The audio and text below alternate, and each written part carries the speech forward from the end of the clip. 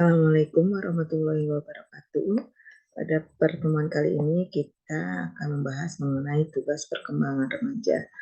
Baik, ada beberapa tahapan remaja. Yang pertama adalah remaja awal, itu usia 12 sampai 15 tahun. Kemudian remaja madya sekitar 15 sampai 18 tahun. Dan remaja akhir 18 sampai 21 tahun.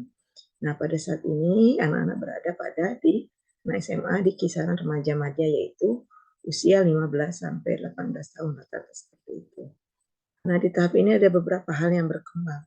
Ada beberapa perubahan. Yang pertama, perubahan fisik. Ini jelas sekali. Banyak tanda-tanda kematangan seksual pada usia ini, seperti yang pria menjadi lebih besar suaranya, tumbuh kumis, yang perempuan sudah mulai mendapatkan menstruasi. Kemudian ada perkembangan sosial di mana pertemanan tidak hanya dengan teman sejenis atau perempuan dengan perempuan, laki-laki dengan laki-laki, tapi sudah ada kecenderungan antar lawan jenis. Begitu juga perkembangan kognitif, di mana ini sangat berkembang pesat. Kemudian juga ditambah emosional dan perkembangan moral.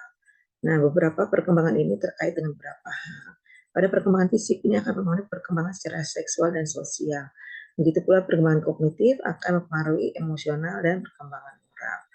Nah, keempatnya, kedua kelompok perkembangan ini akhirnya mempengaruhi karakteristik perkembangan remaja, di mana karakteristiknya menjadi sering gelisah, banyak pertentangan, sering menghayal, kemudian lebih banyak melakukan aktivitas kelompok, dan selalu ingin mencoba sesuatu.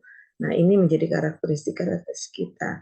Nah, sebelum itu sebenarnya apa sih tugas perkembangan masa remaja itu?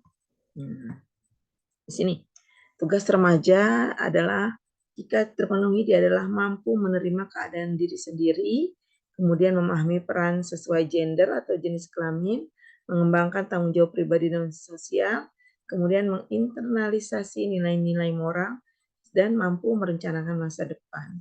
Tapi jika tugas perkembangan remaja ini tidak terpenuhi, akan timbulnya antisosial, asusila, bias peran gender, kemudian tidak tergantung atau tidak mandiri, tidak mampu bertanggung jawab, dan abai terhadap masa depan. Oke, sebelumnya kita akan lihat kembali ke perkembangan fisik, di mana perkembangan fisik akan mempengaruhi perkembangan seksual dan sosial.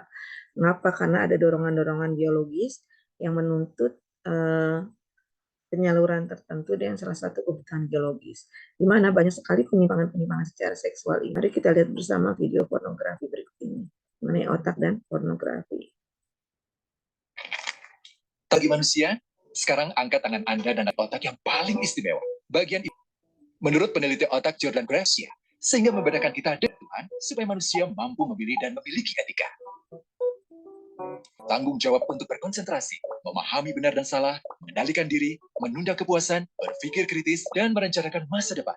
PFC inilah yang membentuk kepribadian dan perilaku sosial. Sayangnya, jika PFC rusak, maka kepribadian orang bisa berubah. Rusaknya PFC bisa disebabkan oleh benturan fisik, bisa juga oleh zat kimia atau nafsa. Dan ternyata penyebab paling rusak juga pornografi lewat mata. Bagaimana pornografi mempengaruhi otak dan pikiran kita? Adi, remaja. Awalnya, ia merasa kaget dan jijik. Ini karena sistem limbik di otak Adi menjadi minum dan berhubungan seksual. Sistem limbik ini kemudian mengaktifkan zat kimia otak, penasaran sekaligus kecanduan. Zat ini juga aktif jika orang mengkonsumsi nafsa. Dengan sifat candu nafsa, otak akan mengingat apa yang membuat Adi senang dan bagaimana ia memperolehnya. Jika patuh pada norma sosial, dorongan melihat pornografi, meskipun menyenangkan, akan ia abaikan. Namun karena hal itu tidak ada pada diri Adi, ketika ia sedang merasa bosan dan ingin mencari kesenangan, otak akan mendorongnya bosan melihat jenis gambar yang sama dan butuh yang lebih porno untuk memicu rasa senang. Sekarang, dengan pertama, Adi membuka internet, tidak sengaja melihat gambar yang menjurus ke porno.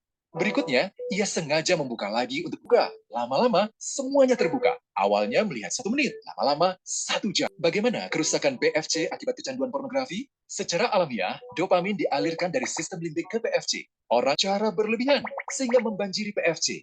PFC menjadi tidak aktif karena terendam dopamin. Semakin fungsinya terganggu. Sistem limbik justru akan berkembang semakin. Adi cenderung untuk terus mencari kesenangan tanpa takut atas akibatnya. Jika tidak ditangani seumur hidup dan mengalami kerusakan otak di bagian PFC. Awalnya, ia akan salah, serta berkurangnya kemampuan mengambil keputusan. Lama-lama, besar kemungkinan ia akan melakukan suka sama suka dan mudah berganti-ganti pasangan seksual. Pernikahan dianggap tidak penting, merendahkan derajat dan kehormatan lawan jenis. Selera hubungan seksualnya pun tidak sehat dan kosa. Manusia jadi tidak ada bedanya dengan binatang. Inilah dampak yang terjadi otak. Donald Hilton Jr. mengatakan, jika difoto menggunakan alat magnetic resonance imaging, otak yang rusak akibat yang rusak karena kecelakaan. Ia juga mengatakan, berbeda dengan dampak nafsu, sudah melakukan hubungan seks dengan anak-anak mengalami kerusakan otak di 5 bagian. Terbukti PFC belum matang dengan sempurna. Bisa kita lihat bersama bagaimana bahayanya pornografi ya. Mudah-mudahan kita semua bisa menghindari. Selain penyimpangan tadi dari pornografi, ini juga ada penyimpangan apabila tugas perkembangan remaja tidak terlaksana dengan baik. Yaitu apa? Tidak memahami peran sebagai gender. Ini adalah contoh-contoh penyimpangan gender ya. Peran gendernya menyimpang. Nah, selanjutnya adalah bahaya lainnya adalah seks pranikah. Ya. Ini bisa dilihat karena tadi hamil di luar nikah, pekerja seks komersial. Ini dilihat per Juni 2002 HIPS 519.000 per Juni 2022. Dan ini IDAI Ikatan Dokter Indonesia 741 remaja positif HIV sepanjang 2002. Masya Allah ya. Dan bahkan 2,3 juta kasus aborsi per tahun 30% dilakukan oleh remaja. Bisa dibayangkan penyimpangan-penyimpangan ini ya. Semoga kita bisa terhindar dari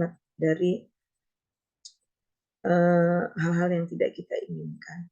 Terima kasih. Sampai sini pertemuan, nanti kita lanjutkan ke pertemuan berikutnya. Terima kasih. Wassalamualaikum warahmatullahi wabarakatuh.